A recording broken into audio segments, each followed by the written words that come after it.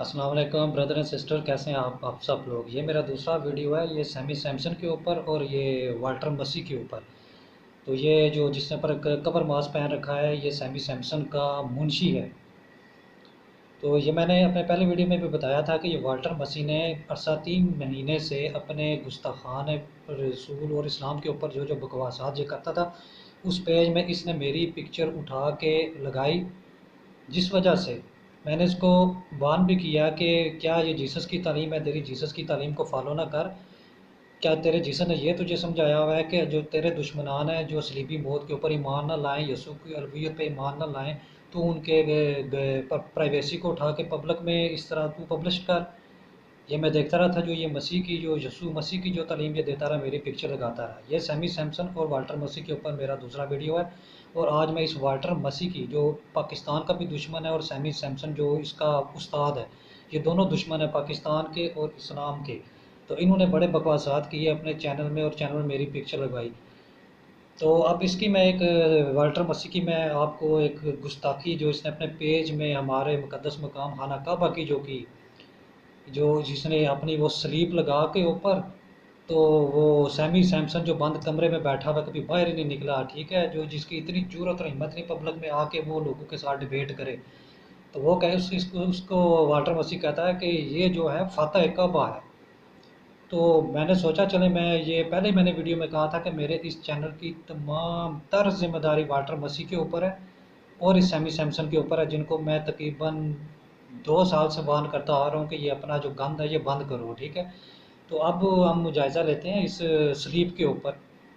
تو میں اس نے جو پہلے اس کی ویڈیو دیکھتے ہیں تو پھر میں آپ کو اس پہ ہم تبصرہ کرتے ہیں۔ تو میں خیال ہے کہ جو یہ والٹر مسیح جو اور سیمی سیمسن اسلام کے اوپر جھوٹے بکواسات کریں گے، وہ سب کچھ میں ان کو ان کی بائبل سے انشاءاللہ اللہ کے حکم سے بتاؤں گا، اور تمام میں اپنے ان مسیح بھائیوں سے اور بہنوں سے میں یہ معذرت کرتا ہوں کہ اگر کسی کی دل آزاری ہوتی ہے تو یہ آپ کے دونوں جو ہے نا پوادران، جو آپ کے بگ باس جو امریکہ میں بیٹھے ہوئے ہیں، اس کے ذمہ دار وہ ہیں، کیونکہ بہت عرصے سے انہوں نے یہ پاکستان کے خلاف، پاک آرمی کے خلاف اور اسلام کے خلاف بڑا گند اچھالا ہوا ہے۔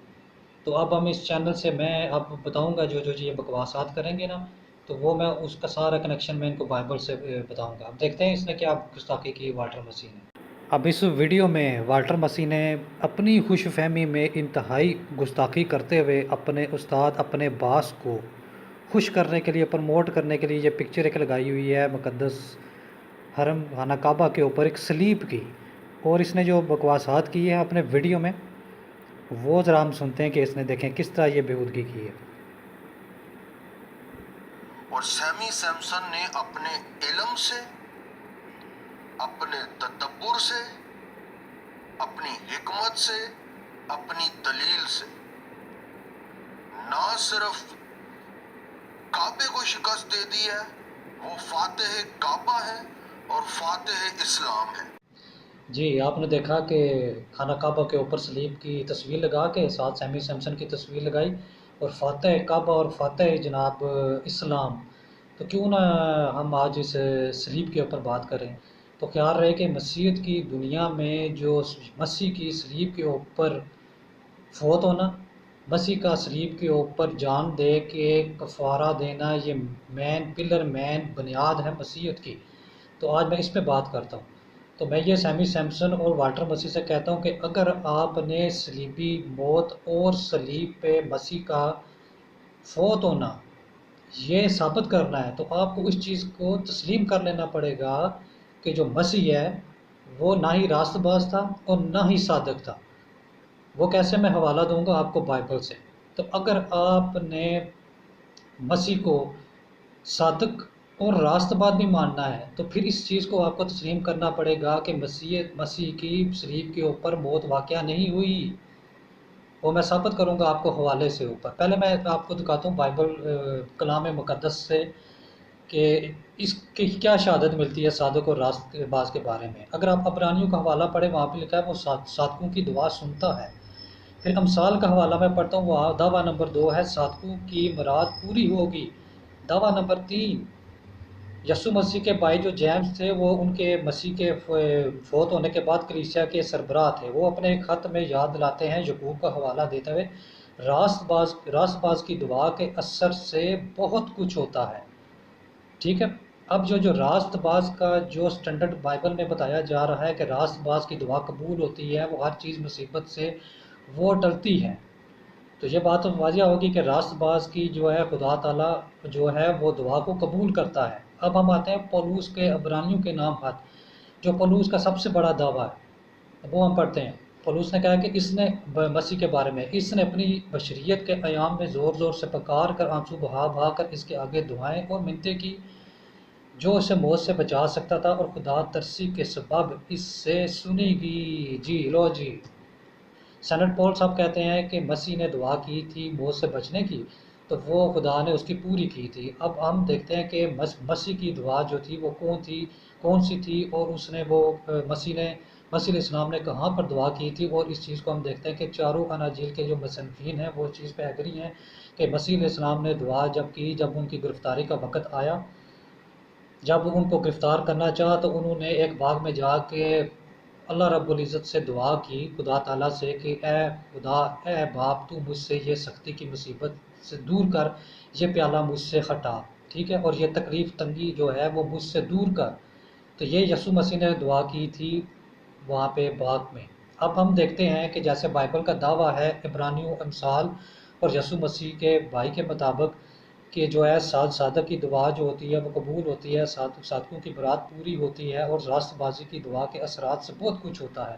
تو اب یہاں یسوع مسیح نے بھی ایک دعا کی تھی، تو اب ہم یہاں یہ دعویٰ ہمارا یہ ہے کہ یسوع مسیح اگر راست باز تھے، صادق تھے، تو ان کی دعا قبول ہونی چاہیے، اور جو وہ دعا ان کی قبول ہوئی تھی۔ اب ہم یہاں بائبل میں آگے جا کے دیکھتے ہیں کہ یسوع مسیح علیہ السلام کے بارے میں بائبل بھی کیا کوئی دعویٰ کرتی ہے کہ وہ راست باز اور وہ جو صادق تھے، وہ ہم دیکھتے ہیں اب ذرا آگے۔ جی، کتاب مقدس جو ہے وہ ہمیں بغیر کسی ابہام کے ساتھ یہ دعویٰ کرتی ہے کہ صادق کی دعا قبول بھی ہوتی ہے، اور صداقت جو ہے وہ موت سے رہائی بھی دیتی ہے۔ تو ایون مسیح علیہ السلام کے ایک حواری ہیں پیلاطوس، وہ یہودیوں کے ایک مجمع میں دعویٰ کرتے ہیں مسیح علیہ السلام کے بارے میں کہ وہ ایک راست باز تھے۔ وہ مسیح کو راست باز بول کے یہودیوں کو، فقیہ فریسیوں کو جھوٹا اور مکار اور فریب کار ثابت کرتے ہیں، جس سے یہ ثابت ہوتا ہے کہ جو مسیح کے حواری ہیں وہ بھی مسیح کو جو ہے وہ تسلیم کرتے تھے کہ وہ ایک راست باز اور ایک صادق ہے۔ اب والٹر مسیح، سیمی سیمسن اور کوئی بھی اور مسیح ہمت اور جرت کر کے یہ مجھے بتا دے کہ کیا مسیح ایک راست باز اور صادق نہیں تھا؟ اگر نہیں تھا تو تب بھی اس کی وہ دعا قبول نہیں ہوئی جو وہ صلیب پہ موت واقعہ ہوگی۔ لیکن ہم تو کہتے ہیں کہ مسیح علیہ السلام صادق بھی تھے اور راست باز بھی تھے، اور تب بھی ان کی دعا قبول ہوئی اور ان کو صلیب واقعہ نہیں ہوئی۔ اب آپ لوگ یہ جواز پیش کریں گے کہ نہیں، وہ مردوں میں سے جی اٹھے، یہ ان کی دعا تھی۔ اگر وہ مردوں میں سے جی اٹھنا ہی تھا تو ان کو یاد تھا تیسرے دن میں جی اٹھوں گا، تو اتنی پریشانی کا عالم کیوں، اتنی ٹینشن کیوں، باغ میں جا کے رو رو کے دعائیں کیوں کی انہوں نے، جب ان کو معلوم تھا کہ تیسرے دن میں جی اٹھوں گا؟ اگر مسیح کا مردوں میں سے جی اٹھنا ہی ہے تو مسیح کے بعد بھی تو بہت سے ان کے حواریوں نے مردوں کو زندہ کیا، یہ کون سی اتنی خاص بات ہوگی مسیح کی؟ اب اس کے بعد جو ہے ایک اور بڑا زبردست حوالہ ہے پوری کور ٹو کور بائبل میں ہے کہ شریر صادق کا فدیہ ہوگا۔ پوری کور ٹو کور بائبل میں یہ نہیں لکھا ہوا کہ جو صادق ہے وہ شریر کا فدیہ ہوگا۔ آپ لوگوں نے تو وہ پورا بائبل کا کنسیپٹ چینج کر کے مسیح کی جو وہ مصلوبیت کو ظاہر کرنے کے لیے وہ خدا کے کلام کو ہی آپ لوگوں نے بگاڑ دی ہے۔ کہاں پہ لکھا ہوا ہے کہ جو وہ صادق ہے جو ہے وہ شریر کا فدیہ ہوگا؟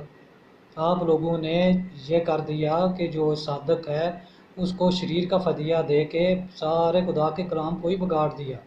اب مجھے یہ بتائیں، اگر یسوع کی صلیب کے اوپر موت واقعہ ہوئی ہے تو کیا وہ راست باز تھا؟ کیا وہ صادق تھا؟ اگر وہ راست باز تھا اور صادق تھا تو اس کی دعا پول کے مطابق 100% پوری ہوئی اور اس کی مصلوبیت نہیں ہوئی۔ تو آپ بڑا ڈنڈورا پیٹتے ہیں اگر وہ یسوع کا صلیب کے اوپر فوت ہو جانا اس وجہ سے ہے کہ وہ راست باز نہیں تھا، اس کی دعا نہیں قبول ہوئی، تو وہ پھر تو یہ بھی ثابت ہو گیا کہ وہ، جیسے آپ ڈنڈورا پیٹتے ہیں کہ کون ہے جو اس میں گناہ ثابت کرے، تو یہ تو گناہ ثابت ہو گیا۔ اگر آپ نے گناہ ثابت نہیں کرنا، راست باز بھی رکھنا ہے، یسوع کو صادق بھی رکھنا ہے، تو آپ کو اس چیز کو تسلیم کرنا پڑے گا کہ اس صادق کی، اس راست باز کی خدا نے دعا 100% قبول کی تھی اور مصلوب نہیں تھا ہوا۔ جی یہ میں آپ اپنے تمام مسیحی بھائیوں کو بہنوں کو میں دعوت دیتا ہوں کہ وہ آپ اچھے تراجم سے استدلال کریں اور ڈیپ اسٹڈی کریں، ان پادریوں کے چکر میں آپ نہ آئیں، یہ آپ کو بہت گمراہ کر رہے ہیں۔ آپ اچھے طریقے سے اصل متن سے آپ بائبل کو ریڈ کریں تاکہ آپ کو حقیقت معلوم ہو۔